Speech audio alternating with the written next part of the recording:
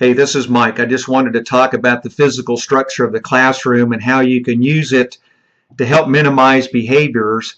And one of the first things you just need to notice about the classroom is that all the activities, instead of being in the center of the classroom, most classrooms, everything is congregated around the center of the classroom, tables and chairs and activity areas and things like that. But in our classroom, the jungle gym, the play gym type climbing set, the Thomas the Tank Engine table, the pretend play area, the tables that we use for arts and crafts, and the things that we use to sit down, you'll notice that none of that is in the center of the room. It's all pulled out towards the outer edges of the room. And it's designed that way to help our learners to stay more towards the outside of the areas of the room. And they can go to any of those areas, but it helps to prevent a group of kids in the center of the room and helps to spread them out and thin them out a little bit. So when you're doing something like a zone defense, for example, it helps to spread the kids out. If everything was located in the center of the room, you'd have everyone converging in, and our classroom is set up in a way where it pulls everyone out. So that's kind of an asset right there. A lot of our activities, especially in the pretend play area, are located in bins. And that makes it pretty easily for kids who have a tendency to want to pick up and throw things and kind of make them projectiles. It's easy to load those items in a bin and then move it to that closet at the back side of the room where you can unlock the closet, put bins in there, and then lock it back up. And by doing that, minimize the potential projectiles that can be thrown around the room. And so you can pull those bins out or you can put them back in depending on the makeup of the group of kids that you have in the classroom.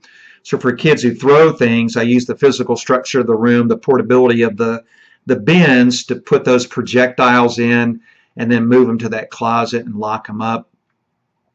For kids who like to engage in a lot of water play and it kind of gets out of hand, don't forget that underneath the drinking fountain and the sink back there are water shutoff valves. So it's really, really, really easy when the kids aren't looking, by the way, to get up underneath that sink and shut all of the water off so that no matter how many times the faucet or the drinking fountain is turned on, no water will come out whatsoever. And that's one of the ways that you can prevent a huge water mess or having to shadow a child step by step by step when they're back there kind of getting crazy with the water in the area back there.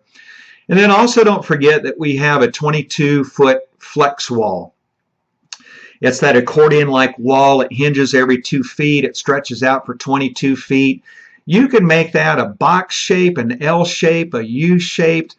There's all kind of things that you can do with that. And so if you have an area of the room that you need to partition off, or if you want to further kind of divide the room, you could pull that 22-foot wall out in the center of the room and literally divide the room in half.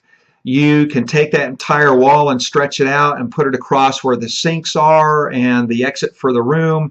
If you have kids who are eloping or attempting to elope, there's lots of things that you can do with that wall. I don't see too many people use it, but that's what it's there for. So don't be afraid to extend that wall out to whatever length that you need and use it to block off areas of the classroom or to divide the classroom in whatever way that you seem or that you deem appropriate. And then of course we have the sensory room, which is right across the hallway. That's a nice additional room for kids who have a lot of energy, or perhaps for a child that needs an area that's a little bit more quiet to transition someone from our Special Friends K-5 classroom over to the sensory room. And so those are some ideas about our physical structure and how to use our physical structure to your advantage in order to help learners have a better day. All right. Thanks for everything that you do. I appreciate it. Bye.